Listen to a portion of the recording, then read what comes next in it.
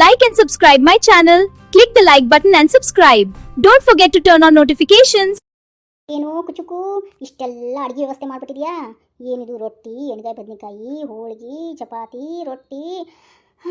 ಹಬ್ಬಬ್ಬಬ್ಬ, ಈ ವಾಸನೆಗೆ ಹೊಟ್ಟೆ ತುಂಬತಲ್ಲೋ. ಅಯ್ಯೋ ಗೆಳೆಯ, ಭಾಳ ದಿನಕ್ಕೆ ಮನೆಗೆ ಬಂದಿದ್ದಿ. ಊಟ ಮಾಡಲಾರ್ದ ಹಂಗೆ ಹೋಗಿದ್ದೇನೆ. ಊಟ ಮಾಡಪ್ಪ, ಹೊಟ್ಟೆ ತುಂಬ ಊಟ ಮಾಡು. ಅಕ್ಕರ ಊಟ ಮಾಡ್ರಿ. ಅಪ್ಪಿ ನೀವು ಉಣ್ಣಪ್ಪ. ಡಾರ್ಲಿಂಗ್, ಇದಿಷ್ಟು ತಿನ್ಬೇಕಾ? ನನ್ನ ಡಯಟ್ ಎಲ್ಲ ಹಾಳಾಗಲ್ವಾ ಡಾರ್ಲಿಂಗ್?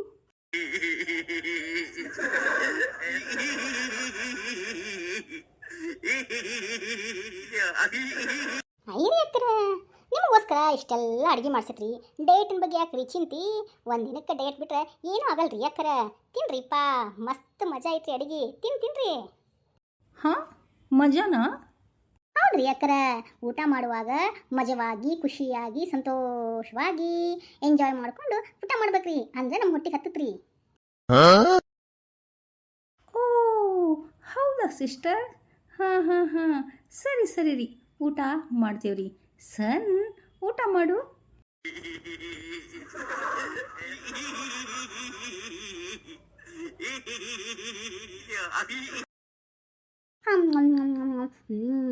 ಸೂಪರ್ ಆಗಿದೆ ಆಂಟಿ ಅಡಿಗೆ.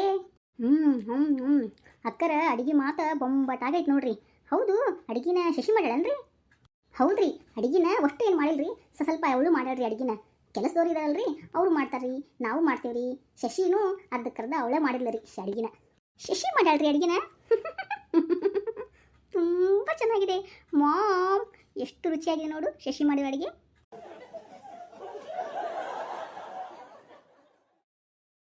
ಎಸ್ ಸನ್, ಅಡುಗೆ ಮಾತ್ರ ಸೂಪರ್ ಆಗಿದೆ.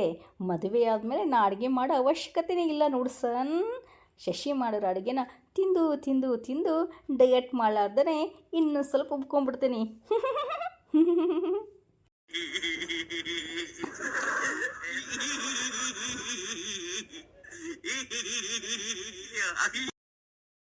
ಎಸ್ ಸ್ವೀಟಿ, ನೀ ಮಾಡಿರೋ ಅಡುಗೆ ತಿಂದು ತಿಂದು ನಮಗಂಕರ ಫುಲ್ ಬೋರ್ ಆಗ್ಬಿಟ್ಟಿತ್ತು. ಇನ್ನು ಮುಂದೆ ಶಶಿನೇ ನಮ್ಮ ಮನೆ ಸೊಸೆ ಆಗ್ಬರ್ತಾಳಲ್ವಾ, ಅವಳ ಕೈಲಿ ಊಟ ಮಾಡಿ ಇನ್ನೂ ಸ್ವಲ್ಪ ದಷ್ಟು ಮುಷ್ಟ ಆಗ್ತೀನಿ ನೋಡು. ಓ ಡಾರ್ಲಿಂಗ್, ಏನು ಹೀಗೆಲ್ಲ ಮಾತಾಡ್ತೀರಾ? ಸರಿ ಆಯಿತು ಬಿಡಿ, ನಿಮ್ಮ ಸೊಸೆ ಕಡೆನೇ ಅಡುಗೆ ಮಾಡಿಸ್ಕೊಂಡು ಊಟ ಮಾಡುವಂತ್ರಿ. ಇವಾಗ ಊಟ ಮಾಡಿ. ಎಷ್ಟು ರುಚಿಯಾಗಿದೆ ಅಡುಗೆ. ಆ ಆ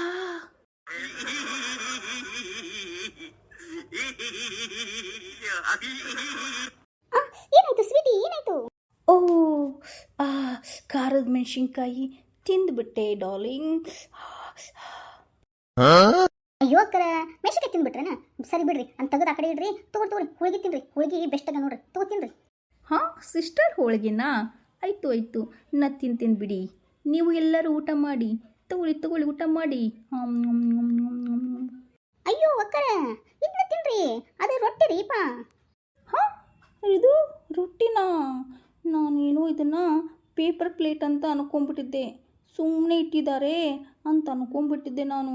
ಓ ಸಾರಿ, ಇಲ್ಲ ಅಂದರೆ ನಾನು ಬಿಸಾಕ್ಬಿಡುವೆ ನೋಡಿ.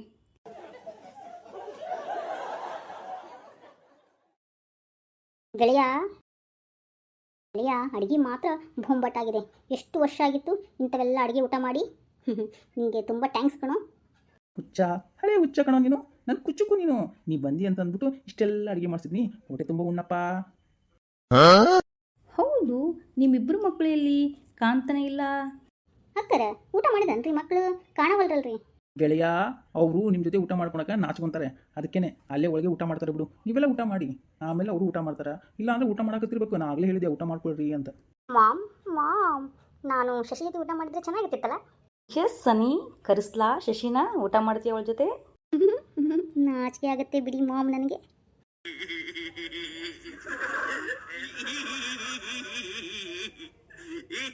ಅಕ್ಕರ ತಗೊಳ್ರಿ, ಎಣ್ಣೆಗಾಯಿ ಬದನೆಕಾಯಿ ತಿನ್ರಿ. ಎಣ್ಣೆಗಾಯಿ ಬದನೆಕಾಯಿನ? ಓಹೋ ಬೇಡಪ್ಪ, ನನ್ನ ಡೇಟ್ ಎಲ್ಲ ಹಾಳಾಗುತ್ತೆ. ಅಕ್ಕರ, ಎಣ್ಣೆಗಾಯಿ ಬದನೆಕಾಯಿ ರೊಟ್ಟಿ ಜೊತೆ ತಿಂದ್ರೆ ಒಳ್ಳೆ ಕಾಂಬಿನೇಷನ್ ರೀ, ಚೆನ್ನಾಗಿರುತ್ತೆ ರೀ. ತಿನ್ರಿ, ಯಾವ ಡಯಟ್ ಹಾಳಾಗಲ್ಲ, ಏನಾಗಂಗಿಲ್ಲ. ಎಣ್ಣೆಗಾಯಿ ಬದನೆಕಾಯಿ ಅಂದ್ಬಿಟ್ಟು ಏನು ಎಣ್ಣೆ ಒಳಗೆ ಎದ್ದೆದ್ದೆ ತೆಗೆದಿರ್ತೀವಿ ಇಲ್ಲ ತಾನೇ? ತಗೊಳ್ರಿ, ತಿನ್ರಿ, ಚೆನ್ನಾಗಿರುತ್ತೆ. ಹಾಗಂತೀರಾ ಸಿಸ್ಟರ್? ಸರಿ ಬಿಡಿ, ತಿಂತೀನಿ. ಆದರೂ ಇಂಥ ಅಡುಗೆಗಳನ್ನು ನಾವು ಒಮ್ಮೆ ತಿಂದೇ ಇಲ್ಲ ಗೊತ್ತಾ. ಸೂಪರಾಗಿದೆ ಅಡುಗೆ. ಸನಿ ಇವ್ರ ಮನೆ ಮಗಳನ್ನೇ ಮದುವೆ ಆಗ್ಬಿಡು. ಅಡುಗೆ ಮಾತ್ರ ಸೂಪರಾಗಿ ಮಾಡ್ತಾರೆ ನೋಡಿ ಇವರು.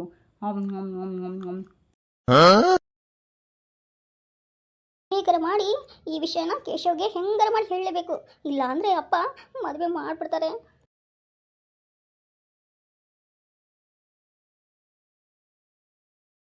ಅಪ್ಪ ಸಿದ್ಧಾರೂಢಜ್ಜ, ಹೆಂಗಾರ ಮಾಡಿ ಕೇಶವ್ಗ ನಾನು ಈ ವಿಷಯ ಹೇಳಲೇಬೇಕು. ಹೆಂಗಾರ ಮಾಡಿ ಅಮ್ಮ ಭೇಟಿ ಆದಾಗ ಮಾಡ್ಸಪ್ಪ ಸಿದ್ಧಾರೂಢಜ್ಜ.